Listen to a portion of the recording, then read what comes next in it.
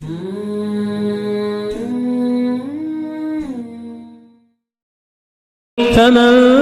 بدله بعدما سمعه فإنما إثمه على الذين يبدلونه إن الله سميع عليم.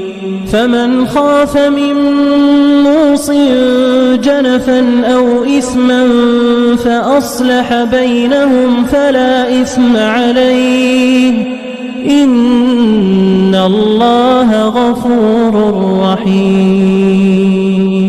يا أيها الذين آمنوا كتب عليكم الصيام كما كتب على الذين من قبلكم لعلكم تتقون أياما معدودات.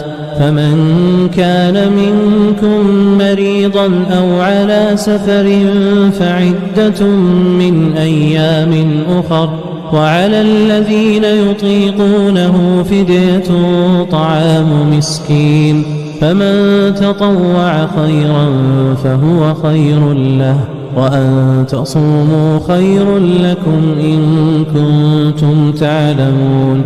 شهر رمضان الذي أنزل فيه القرآن هدى للناس وبينات من الهدى والفرقان فمن شهد منكم الشهر فليصمه ومن كان مريضا أو على سفر فعدة من أيام أخر يريد الله بكم اليسر ولا يريد بكم العسر ولتكملوا العدة ولتكبروا الله على ما هداكم ولعلكم تشكرون.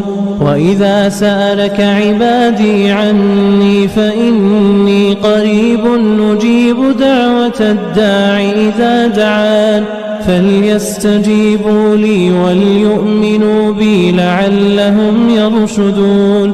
أحل لكم ليلة الصيام الرفث إلى نسائكم هن لباس لكم وأنتم لباس لهن علم الله أنكم كنتم تختانون أنفسكم فتاب عليكم وعفى عنكم فالآن باشروهن وابتغوا ما كتب الله لكم وكلوا واشربوا حتى يتبين لكم الخيط الأبيض من الخيط الأسود من الفجر ثم أتموا الصيام إلى الليل ولا تباشروهن وأنتم عاكفون في المساجد تلك حدود الله فلا تقربوها كذلك يبين الله آياته للناس لعلهم يتقون.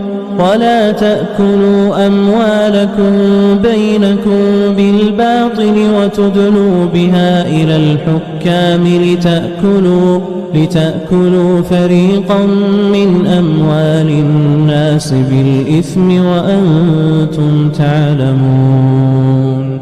يسألونك عن الأهلة قل هي مواقيت للناس والحج وليس البر بأن تأتوا البيوت من ظهورها ولكن البر من اتقى وأتوا البيوت من أبوابها واتقوا الله لعلكم تفلحون.